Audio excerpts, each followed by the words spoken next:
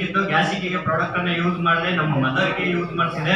ನನ್ನ ಪ್ರಾಡಕ್ಟ್ ಅಲ್ಲಿ ನನಗೆ ಫಸ್ಟ್ ಬಿಲೀವ್ ಬಂತು.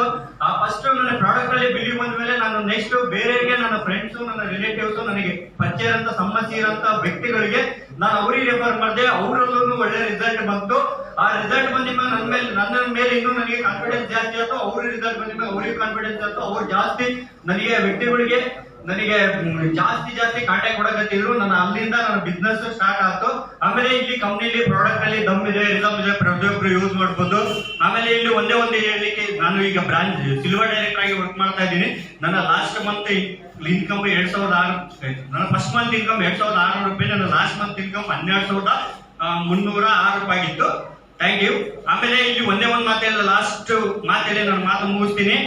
ಈ ಇಂಡಸ್ಟ್ರಿಲಿ ಪ್ರತಿಯೊಂದು ಇಂಡಸ್ಟ್ರಿಲಿ ಒಬ್ಬ ಸೆಲೆಬ್ರಿಟಿ ಬಂದ್ರೆ ಕ್ಲಾಸ್ ಹೊಡಿತಾರೆ, ಒಬ್ಬ ಪೊಲಿಟಿಷಿಯನ್ ಬಂದ್ರೆ ಕ್ಲಾಸ್ ಹೊಡಿತಾರೆ, ಸೆಲ್ಯೂಟ್ ಹೊಡಿತಾರೆ, ಒಬ್ಬ ದೊಡ್ಡ ವ್ಯಕ್ತಿ ಬಂದ್ರೆ ಕ್ಲಾಸ್ ಹೊಡಿತಾರೆ, ಸೆಲ್ಯೂಟ್ ಹೊಡಿತಾರೆ. ಈ ಇಂಡಸ್ಟ್ರಿಲಿ ಒಬ್ಬ ರೈತ ಬಂದ್ರೆ, ಒಬ್ಬ ಮಿಡಿಲ್ ಕ್ಲಾಸ್ ಫ್ಯಾಮಿಲಿ ಹುಡುಗ ಬಂದ್ರೆ, ಒಬ್ಬ ಬಡತನದ ಒಬ್ಬ ಹುಡುಗ ಬಂದ್ರೆ ಸೆಲ್ಯೂಟ್ ಹೊಡೆದು ಕೈ ಎತ್ತಿ ನಮಸ್ಕಾರ ಮಾಡ್ತಾ ಒಂದು ಇಂಡಸ್ಟ್ರಿ ಅಂದ್ರೆ ಅದು ಡೈರೆಕ್ಟ್ ಸೆಲ್ಲಿಂಗ್ ಇಂಡಸ್ಟ್ರಿ ಅಂತ ಹೇಳಿ ಇಷ್ಟಪಡ್ತೀನಿ. ನಾವಿಲ್ಲಿ ಸಾಧನೆ ಮಾಡಿದೀವಿ. ನೀವು ಬರ್ರಿ, ನೆಕ್ಸ್ಟ್ ಮಂತ್ ನೀವು ಪ್ರತಿಯೊಬ್ರು ಇಲ್ಲಿ ಈ ವೇದಿಕೆಗೆ ನಿಮಗೆ ಯಾವತ್ತಿದ್ರು ಸ್ವಾಗತ ಮಾಡ್ತೀವಿ. ಈ ವೇದಿಕೆ ನಿಮಗೆ ಯಾವತ್ತಿದ್ರು ಇದೆ, ನೀವು ಸದುಪಯೋಗ ಪಡಿಸಿದ್ರೆ ಬಿಸ್ನೆಸ್ ಮಾಡಿ ಚೆನ್ನಾಗಿ ಡೆವಲಪ್ ಆಗಿ ಅಂತ. Thank you. Infinity of health and health.